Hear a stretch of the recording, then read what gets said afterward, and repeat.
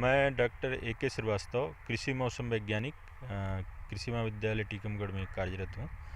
और जो वर्तमान में जो मौसम में उतार चढ़ाव है, विशेष करके तापमान में जो उतार चढ़ाव हो रहा है, और न्यूनतम तापमान में काफ़ी गिरावट दर्ज की गई, जिससे जब काफ़ी गिरावट दर्ज की जाती है न्यूनतम तापमान में, यानी जब न्यूनतम तापमान 10 डिग्री से नीचे और उसमें गिरावट जो है अचानक 24 घंटे में 5 से 6 डिग्री सेल्सियस हो जाए, तो उस स्थान पे शीतलहर का प्रकोप माना जाता है। और पिछले 2 दिनों से यहाँ शीतलहर की स्थिति बनी हुई है।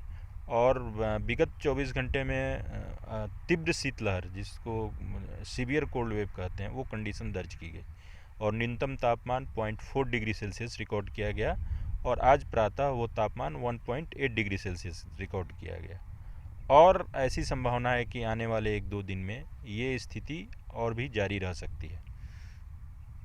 तो इससे जो है फसलों, मनुष्यों और अन्य जीव जंतुओं पे जो शीतलहर है उसका प्रभाव पड़ता है।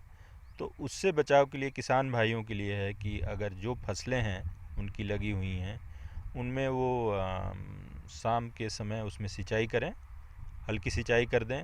साथ ही साथ अगर उनके पास आसपास में कोई जलाने की कोई भी चीज़ हो तो उसको मेड़ पे शाम के समय जला दें, जिससे कि वातावरण का तापमान थोड़ा गर्म हो जाएगा।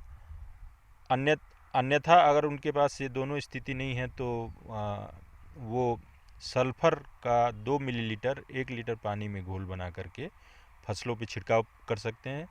और साथ ही साथ अगर कहीं पे पाला देखने को किसी फसल पे दिखती है तो ग्लूकोन डी की 2 ग्राम मात्रा प्रति लीटर पानी में घोल बनाकर उसमें छिड़काव कर सकते हैं। इसका प्रभाव जो है जो वनस्पतिक स्थिति में जो फसलें हैं उस पर तो लगभग नगण्य होगा, लेकिन जो फसलें चौड़ी पत्ती की हैं, जैसे जो सब्जियां हैं, जैसे पालक, मेथी, टमाटर, बैंगन, इनमें कुछ 10% से तक नुकसान हो सकता है। और साथ ही साथ जो अगेती फसलें जो लोग सरसों लगा दिए हैं जो फूल की अवस्था में, उनके भी फूल पे कुछ प्रभाव पड़ सकता है।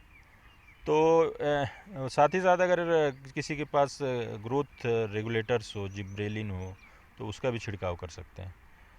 और पशुओं में इसकी सावधानी बरतना है कि पशुओं को रात के समय या सुबह जो है उनको ढक के रखें कपड़े से, और साथ ही साथ उनको ताज़ा पानी पिलाएं। उनके आहार में विटामिन्स को शामिल करें कि जितने दुधारी पशु हैं, ये तापमान कम होने से जब तापमान ज़्यादा परिवर्तित होता है तो दुधारू पशुओं पे इसका काफ़ी प्रभाव पड़ता है। तो उनके भोजन में जो है खनिज पदार्थ को शामिल करें। और ये भी देखा जा रहा है कि दिन और रात के तापमान में, चूँकि दिन में धूप जो है पूरी निकल रही है पिछले 2-3 दिनों से, तो कोहरा है और कोई बादल नहीं है, तो इससे दिन का तापमान भी काफ़ी ज़्यादा मतलब ज़्यादा है। दिन और रात के तापमान में काफ़ी अंतर है, वो अंतर 18 डिग्री सेल्सियस के आसपास है। तो जब इतना दिन और रात के तापमान में अंतर होता है तो जीव जंतुओं की जो प्रतिरोधक क्षमता है उसको प्रभावित करती है। तो जिससे अगर यही स्थिति अगर 2-3 दिन तक और चलती है, 2-3 दिनों तक, अगर उससे हम बच के नहीं रहते हैं तो हमारे शरीर की प्रतिरोधक क्षमता प्रभावित होने से हमारे शरीर पे इसका प्रतिकूल प्रभाव पड़ सकता है। तो इससे सभी को सलाह है कि जब भी शाम के समय या सुबह जब भी बाहर निकलें तो पूरा कपड़ा पहन कर निकलें, और ऊनी कपड़ा पहनें, और साथ ही साथ पशुओं को भी ढक के रखें। और इससे बचाव के लिए उपाय करते रहें। और अगले 2-3 दिन तक जो है ऐसी स्थिति रहेगी, इसका ध्यान रखें। कितना फ़र्क है सुबह और शाम के तापमान में दिन में? सुबह के तापमान जैसे कल 18.7 था कल की, और न्यूनतम तापमान 0.4 डिग्री सेल्सियस था। और आज जो है 1.8 डिग्री न्यूनतम तापमान है और अधिकतम तापमान 19.4 है। तो ये तापमान में दोनों में अंतर करीब 18 डिग्री सेल्सियस है। तो इसमें बचाव करना चाहिए। बचाव करना चाहिए। हम लोग 5 बजे घूमने निकलते हैं और ठंड बहुत ज़्यादा है। करीब 3 दिन से इतनी ठंड है कि घूमने में भी बहुत ठंड लग रही सभी लोगों को, और तापमान बहुत नीचे पहुंच गया है। कितने बजे निकलते हैं आप लोग? हम लोग 5 बजे निकलते हैं और चकरा तगेला तक सब लोग हम लोग जाते हैं। क्या नाम आपका? रामस्वरूप चतुर्वेदी, स्वास्थ्य विभाग में हम कार्यरत हैं और हमारे साथीगण हैं, मित्रगण हैं। हम लोग डेली अपना प्रतिदिन का एक यह नियम बनाए हैं कि सभी लोग अपने स्वास्थ्य की दृष्टि से घूमने के लिए जाते हैं। आपका कहाँ से आ रहे हैं आप? मेरा नाम इसरार आलम खान है।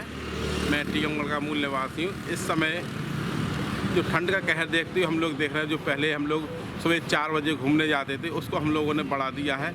6 के लगभग निकलते हैं और देखते घना कोहरे के कारण जो टेम्परेचर पहले रहता था उससे बहुत ही कम होता जा रहा है। अलाव का हमें कहीं ऐसा व्यवस्थित नहीं दिख रहा है कि हम लोग कहीं अगर ठंड लगती है तो उसको लिए जाए और अपना बचाव किए जाए। तो ज़्यादा ठंड है।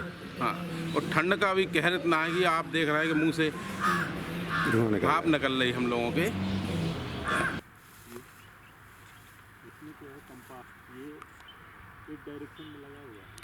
तो ये मैग्नेट होगा इसमें?